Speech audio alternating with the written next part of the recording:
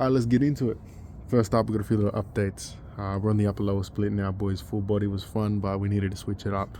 Upper lower is lots of fun too. I've been really enjoying it. Really getting to focus in on those certain movements is really fun. But yeah, got a little video for you today, playing in the background, bit of gym footage while we have a little chat. Now, I've missed you guys for real, man. I was like itching to make another YouTube video. I just been a little bit busy, haven't had time to do that shit, man. So I was like, I gotta get in there, record a video for the boys. So yeah, back into it. But yeah, it's a lovely crisp morning here today. Nice and cool as the weather changes. I was sitting on the back step there, just thinking, oh, what can I do for the boys? What kind of video can I put out for you fellas? So yeah, I was wanted to share what I've been reading a little bit lately, what I've been watching, what I've been learning, different things I've been doing, etc. You know, did a little bit of Judith Butler recently. I'm still very green in that regard. There's a lot that I don't know, but she's very switched on. The way that she like blends and merges things is like absolutely beautiful. Been thinking a lot about deleuze, doing a little bit of work with him. A mate of mine's trying to vault deleuze. Honestly, he was, the way he's putting it, it never should have been. He's been vaulted, you know, since he came out. So yeah, that was interesting. A little bit of D&G there, lots of fun with that. A few years ago, I was working with D&G and blending that with systems theory, because systems theory is basically deleuze and guattari. Like, it's same.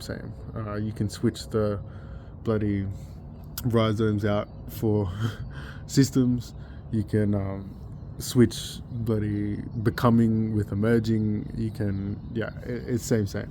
And then what I was doing with that was taking those two and then using them as communication devices, translation devices to explain aboriginal pedagogy to white fellas, which I thought was something beautiful. I seen one of my brother boys, Tyson Yankapura, he was doing that with systems theory, and I was like, yeah, I like systems theory. But then I hopped on deleuze and guattari, and I was like, whoa, wait a minute, I can use these fellas as well to kind of like bring my own into it, you know. And I really love doing that.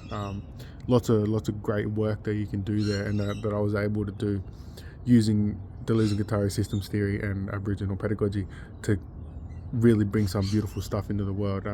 Ended up creating some new symbols from that for my community, which was really wonderful.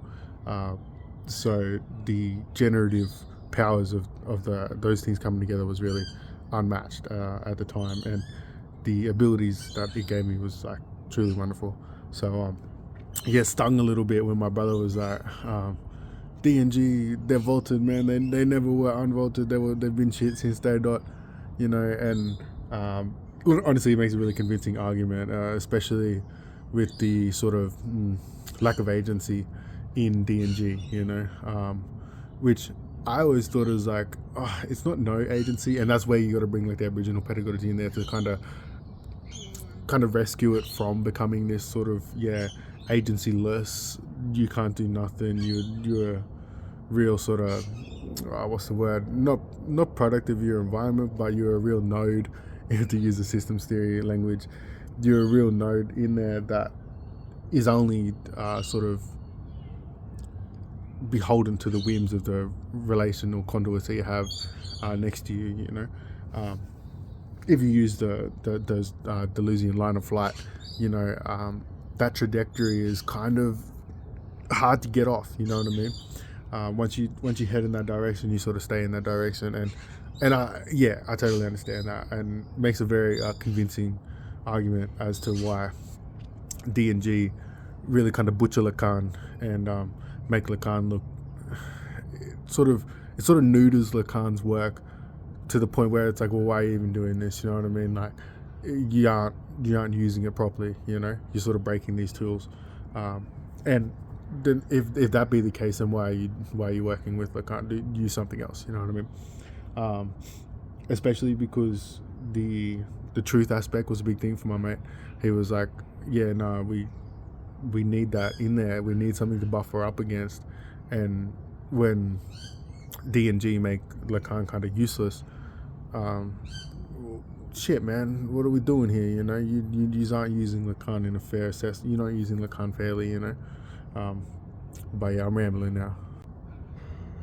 Another thing that I wanted to mention about deleuze and guattari was that those rhizomatic structures are like really, really good and useful, and I still want to retain those.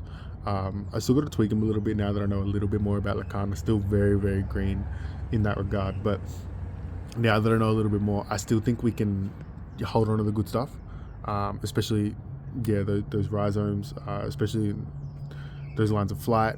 We can use those tools, and maybe we can do like lines of flight, but with some sort of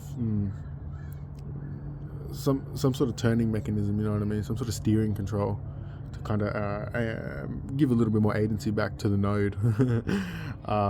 So yeah, we'll have a look at that. You know, and that emergence concept that they're becoming is truly still useful. I know that as soon as you make desire no longer a lack, like they do in D&G, you kind of, like I said, you're kind of breaking lacan and making it unuseful.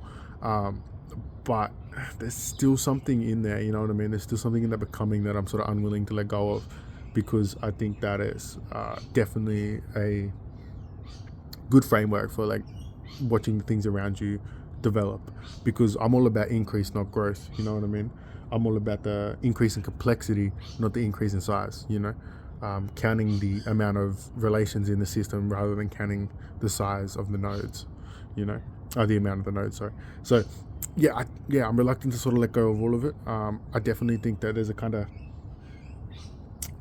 pruning that we can do to make it a little bit more useful. I don't really think you should abandon anybody, honestly. Well, that's not true. There's a few people, but I really think that you can get the most out of somebody if you're willing to retain the bits that you find useful and discard the rest. You know what I mean?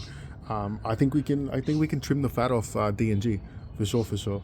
I really need to get back into it to sort of do that. And I need to learn about Lacan. Honestly, his work is, I can see the power in there, and I can see how it modernizes a lot of those sort of almost archaic bloody things from Freud, and really brings it into the world that we live in today, which I think you need to do that. You know what I mean? I read Anti-Oedipus before I read bloody Freud's work. I went straight to deleuze and guattari, because you kind of grow up in your mind in Freud anyway. Like, you just look around you in the world and you can see the influence of Freud.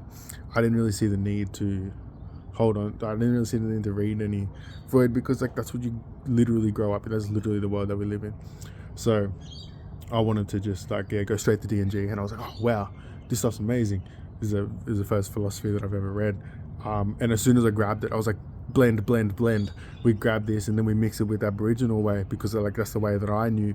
And in our culture, when you come into contact with new cultures, like the first thing that you do is you either adopt in or you marry in. And that's immediately what I tried to do, was to marry it with systems theory, because I seen Brother Tyson marry it with systems theory with Aboriginal pedagogy. So I was like, why don't I marry D&G with systems theory and then make a throuple with Aboriginal pedagogy, you know?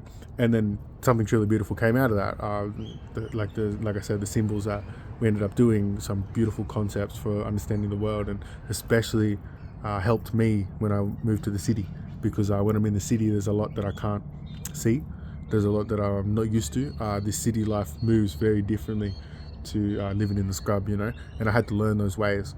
And the invaluable tools that I got from working with D&G, systems theory, and Aboriginal pedagogy blended together made a wonderful framework. It gave me the eyes, it gave me the ideology to see in that urban life, you know what I mean? Like, I really struggled when I first came here. I couldn't see anything. I couldn't understand the flows, the patterns, the cycles of the city, you know? It was way too hard for me to understand. So I needed some sort of glasses to be able to comprehend it. And when I did develop those, man, it fully changed my relationship to urban life. I have an entirely different way of seeing the city now. When I was first come in, I didn't see nothing. It was stale, it was lifeless, and it is. But there's still flows, there's still patterns that I could sort of feel on the tip of my tongue. I could sort of feel on the edge of my senses, you know, but they weren't visible. And when I started to do that blending process, I was able to make them visible and comprehend them, you know. But yeah, that's all I have for you guys today. Short little yap about deleuze, guattari, lacan one day. When we go, give me like 2 years, and I'll get down to business on that lacan stuff. I need a lot of pre-reading first before I'm ready for that. You know what I mean? So yeah, we'll see how we go. You know what I mean? You give me a little bit of time, we'll get there. Alright.